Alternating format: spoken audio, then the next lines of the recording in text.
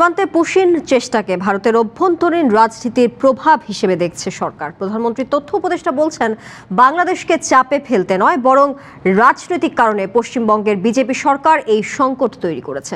বাংলাদেশের সাথে সম্পর্কের ক্ষেত্রে ৫ আগস্ট পরবর্তী তিক্ততা থেকে ভারত বেরিয়ে আসতে চায় বলে মনে করেন তিনি। যদিও দেশের বিভিন্ন সীমান্ত দিয়ে এখনও পুশিনের চেষ্টা করছে বিএসএফ।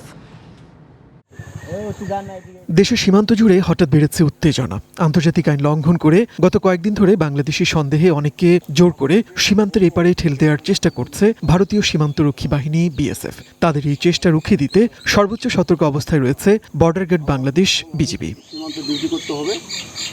সোমবার মধ্যরাতে জামালপুরের দেওয়ানগঞ্জের বাঘারচর সীমান্তের কুমারেরচর সীমান্ত দিয়ে পুশিনের চেষ্টা করে বিজিবি। নারী শিশুসহ ১৮ জনকে সীমান্তে জড়ো করা হয়। তবে বিজিবি ও স্থানীয়দের তৎপরতার কারণে সেই চেষ্টা ব্যর্থ হয়।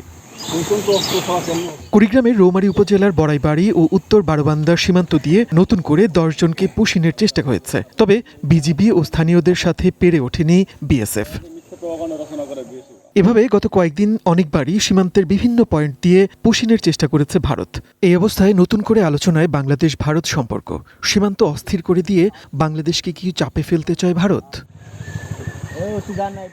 সরকার মনে করছে বিষয়টি এমন নয়। কলকাতার রাজ্য ভোটে অনুপ্রবেশকারী অবৈধ বাংলাদেশি ও পুশিনকে ট্রাম্প কার্ড হিসেবে ব্যবহার করেছিল বিজেপি। সরকার গঠনের পর সীমান্তে সেই কার্ডই খেলছে শুভেন্দু অধিকারীর সরকার, যার মূলে পশ্চিমবঙ্গের অভ্যন্তরীণ রাজনীতি। ভারতের পুশিন বাংলাদেশে যেটা করার চেষ্টা করছে, আমরা নিশ্চয়ই পশ্চিমবঙ্গের নির্বাচন ফলো করেছি।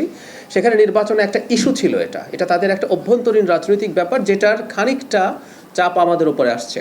আমি এইভাবে মনে করি না যে বাংলাদেশের সাথে কোনো একটা টেনশন তৈরির জন্য ভারতীয় সরকার এটা করছে। সচিবালয়ে নিয়মিত সাপ্তাহিক ব্রিফিংয়ে সরকারের এই অবস্থান জানান প্রধানমন্ত্রীর তথ্য উপদেষ্টা। আশা প্রকাশ করেন, আলোচনার মাধ্যমে দ্রুতই এই সমস্যার সমাধান হবে। পশ্চিমবঙ্গে যে সরকারটা এখন দায়িত্বে আছে, সেই সরকারের একটা নির্বাচনী ম্যানিফেস্টো ছিল, সেটার এক ধরনের ফল হিসাবে এই ঘটনাটা ঘটছে। এটা আমাদের সাথে সম্পর্ক খারাপ করব এইভাবে ব্যাপারটা হয়তো না।